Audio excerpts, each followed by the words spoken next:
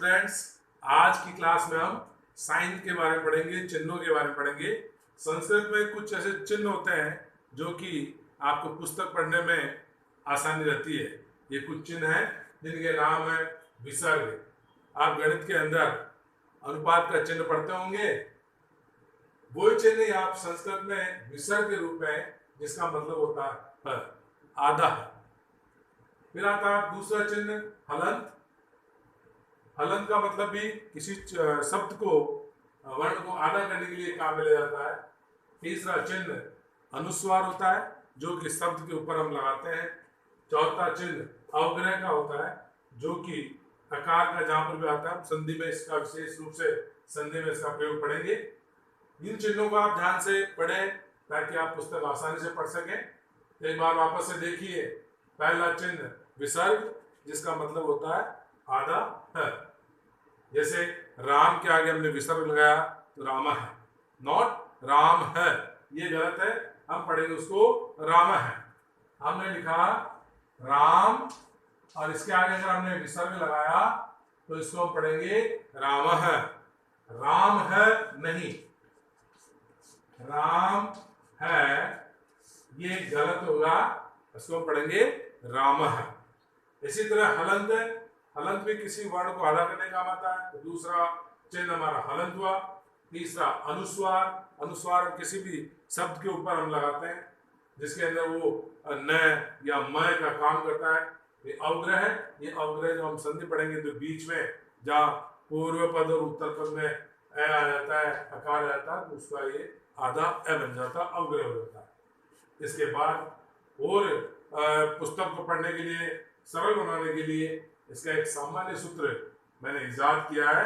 वो सामान्य सूत्र है जिसको हम प्रथम पुरुष के अंदर स तौ ते, मध्यम पुरुष में त्वम युवाम यूयम और उत्तम पुरुष में अहम आवाम वयम। इनके अर्थ क्या क्या होंगे जो कि हमें पुस्तक पढ़ने में बहुत ही सहायक होंगे। सह का मतलब वह, और इसके साथ में स्त्रीलिंग यदि लें तो सा वह, सह वह, तौ वह दोनों, ते वे सब। मध्यम पुरुष में हम लेते हैं त्वम तुम या आप, युवाम तुम दोनों या आप दोनों, युयम तुम सब या आप सब। उत्तम पुरुष में हम अगर पढ़ते हैं तो अहम मैं या स्वयं के लिए, आवाम हम दोनों के लिए, और वयम हम सब के लिए उपयुक्त या प्रयुक्त किया जाता है। जब भी पुस्तक पढ़ते हैं तो ये शब्द आपके लिए बहुत ही लाभदायक होंगे। इन्हीं के आधार पर पुस्तक हम पढ़ सकते हैं और छोटे छोटे वाक्य बनाते हैं। जैसे वह जाता है, सह गच्छति, वह दोनों जाते हैं, तो गच्छता है, वे सब जाते हैं, ते गच्छन्ति, तुम जाते हो या आप जाते हो, तम गच्छसि, तुम दोनों जाते हो या आप दोनों जाते हो, युवाम गच्छता है, तुम सब जाते हो, युयम गच्छत। मैं जाता हूँ, अहम गच्छामि, हम दोनों जाते हैं, आवाम गच्छामः, गच्छावः, और हम सब जाते हैं, वयम गच्छामः।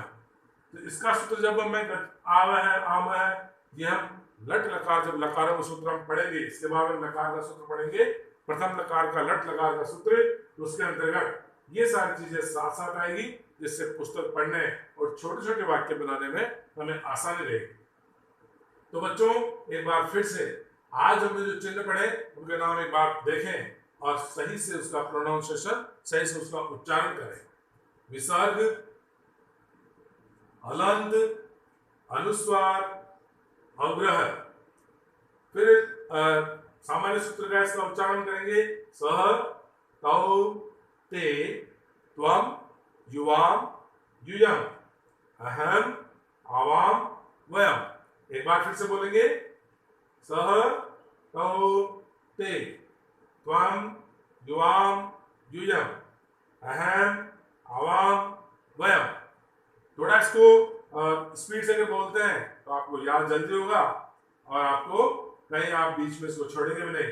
तो हम बोल सकते हैं, सह तौ ते त्वम युवाम यूयम अहम आवाम वयम।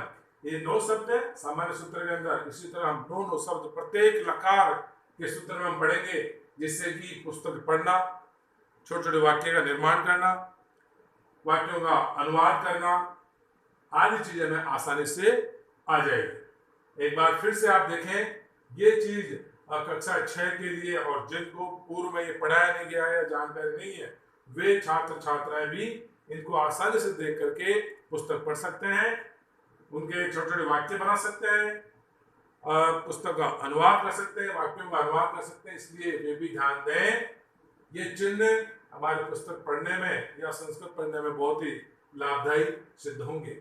विसर्ग जिसका अर्थ है वो भी आधा, जैसे राम है, राम है नहीं, राम है। अगर माने कोई नाम है, सोहन, सोहन है, श्याम, श्याम है, इस तरह से। दूसरा चिन्ह हलंत, तीसरा हमने पढ़ा अनुस्वार, चौथा पढ़ा हमने अवग्रह। सामान्य सूत्र में हमने पढ़ा प्रथम पुरुष में सह, तौ, ते, त्वम, युवाम, युयम, अहम, आवाम, वयम। इससे पूर्व की कक्षाओं में आपने देखा होगा कि हमने वचन भी पढ़े थे और पुरुष भी पढ़े थे, ये दोनों मिलकर के यहाँ पर आ गए। यानी जो चीज हमने सबसे पहले पढ़ी वो चीज अब इनके साथ साथ पैरेलल चलती जा रही है, जिसके लिए हम पहले का ज्ञान भी हमारे साथ साथ रहे। इसमें वचन आगे, पुरुष आगे, आगे जाके हम लिंग भी साथ साथ पढ़ेंगे। तो ये आज की कक्षा में आपको मैंने पढ़ाया चिन्ह और सामान्य सूत्र। इसके बाद हमने जो पहला लकार लिया था वर्तमान काल, जिसको इंग्लिश में प्रेजेंट टेंस कहते हैं और संस्कृत में कहते हैं लट लकार। तो इस सामान्य सूत्र सभी जगह काम आएगा। लट लकार का जो सूत्र है वो वर्तमान काल के लिए या वर्तमान काल के जो वाक्य हैं वहीं पर उनका उपयोग होगा। तो मैं आपको लट लकार का सूत्र यहाँ आज पढ़ाऊंगा, फिर उसके अनुसार हम धातु का निर्माण करना सीखेंगे। ये आएगा आपका लट लकार का सूत्र।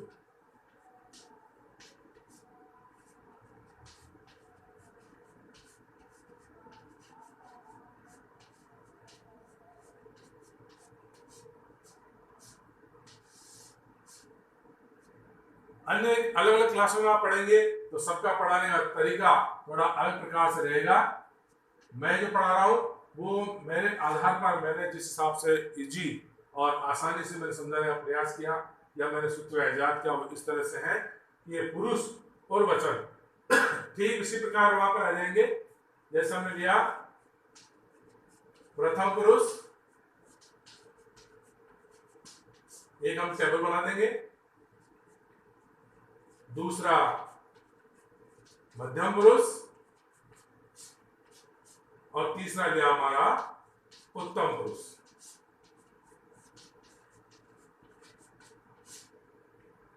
वो वापस वचन आएंगे यहां पर, एक वचन, द्विवचन और बहुवचन। अब बच्चों इसमें ध्यान देने वाली बात है, सामान्य सूत्र सबको और सब जगह काम आने वाला सूत्र है और ये लट लकार का सूत्र वर्तमान काल के जो वाक्य हैं उनका अनुवाद करने के लिए, उनको पहचानने के लिए ये काम में ले जाता है। तो हम इसके अंदर सूत्र, केवल हम सूत्र पढ़ रहे हैं, तो हम सबसे पहले देखेंगे प्रथम पुरुष के एक वचन में ती, प्रथम पुरुष के द्विवचन में तह और प्रथम पुरुष के बहुवचन में अंति।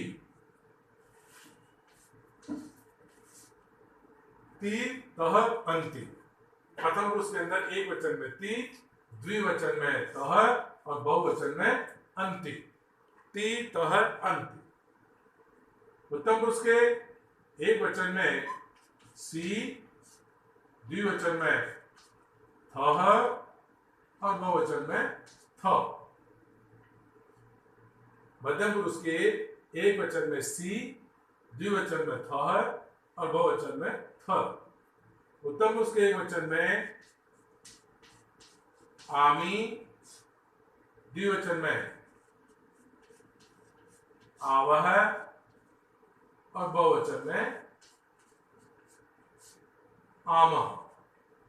इस तरह से लट लकार का सूत्र मैंने तैयार किया है, ये आप इसको एक बार पढ़ें। प्रथम पुरुष में ती, तह, अंति, सी, थह, थ आमी आवह आमह।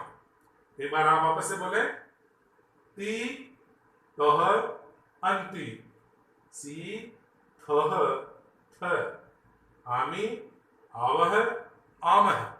बच्चों आपने ध्यान दिया होगा कि हमने एक चिन्ह पढ़ा था विसर्ग, वो विसर्ग यहाँ पर आपको दिखाई दे रहा है और हम बोल रहे हैं, जब उसके अंदर आपको समझ में भी आ रहा होगा कि इसको हम बोल रहे हैं तह, यानी कि विसर्ग का मतलब आधा है। तह थह आवह आमह, इस तरह आपको विसर्ग का चिन्ह हमने यहाँ पर इम्प्लीमेंट किया, उसका उपयोग किया। अब वापस से हम लट लकार के सूत्र को पढ़ेंगे। ती तह अंति, सी थह थ आमी आवह आमह। वापस से पढ़ेंगे, ती तह अंति, सी थह थ आमी आवह आमह।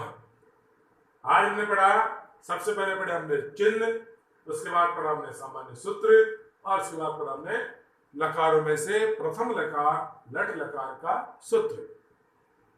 लट लकार का सूत्र में याद करना होगा, जिससे कि इस धातु से और इस सूत्र से लट लकार की विभिन्न प्रकार की जो धातुएं हम उनको बना सकते हैं।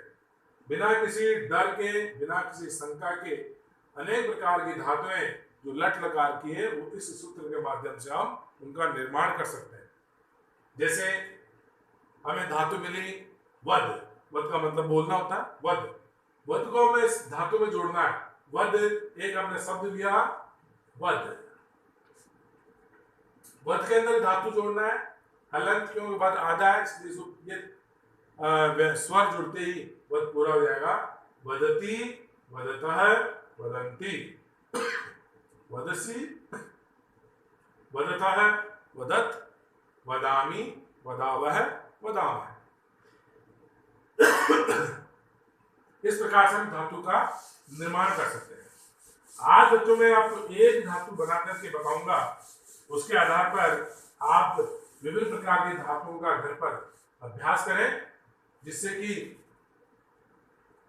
आपका कॉन्फिडेंस लेवल बढ़ेगा, आप बैठे बैठे अपना समय पास होगा और उनका धातुओं का निर्माण आप घर बैठे कर सकते हैं। धातु को लिए हमने, धातु ली वध, वध का मतलब होता है बोलना। बच्चों ने चिन्ह के अंदर हलंत पढ़ा था, ये हलंत जब हट जाएगा जब इसके अंदर स्वर मिल जाएगा। तो इसी प्रकार के हम टेबल बनाएंगे।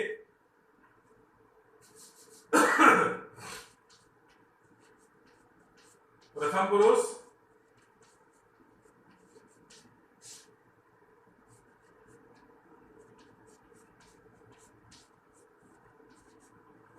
मध्यम पुरुष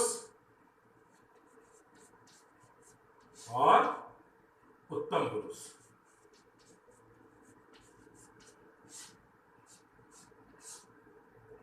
वचन ठीक उसी प्रकार हम लिख देंगे।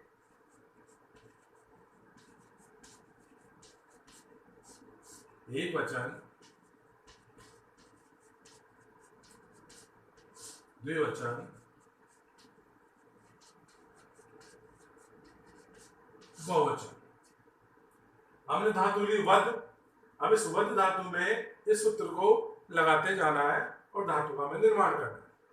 हमने धातु ली वध, अब उसका हलंत लगा हुआ है, लेकिन जब ती, ती का मतलब ई स्वर है, स्वर मिलते ही ये हलंत हट जाएगा और हम इसमें ती जोड़ देंगे, तो ये बन जाएगा वदती।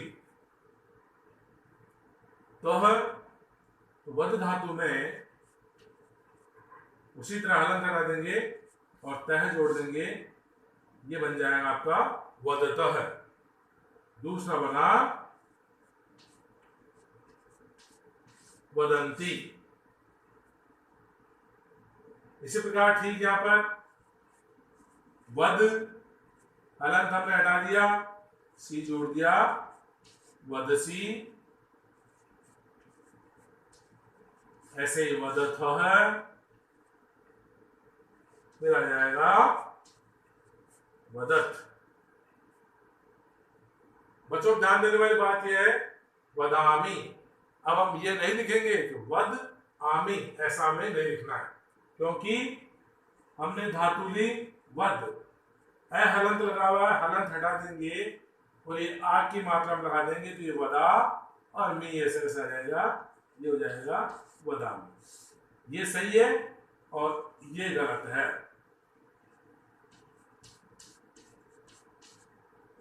ऐसा हमें नहीं लिखना है, हमें लिखना है वदामी। उसी प्रकार से वदावह और ठीक उसी तरह से वदामह, इस तरह में लिखना है। और इसी प्रकार हमारी कई प्रकार की धातुओं का निर्माण आसानी से कर सकते हैं। और भी धातुएं लेकर के नेक्स्ट वीडियो में लेकर आएंगे। तब तक आप इसको लाइक करें, शेयर करें और उसको सब्सक्राइब करना बिल्कुल ना भूलें, ताकि नेक्स्ट आने वाला जो वीडियो है उसके नोटिफिकेशन आपके पास तुरंत पहुंचे और आप क्लास का आनंद ले सकें, सबसे पहले पढ़ सकें, जानकारी हासिल कर सकें। इसी के साथ goodbye, thank you very much.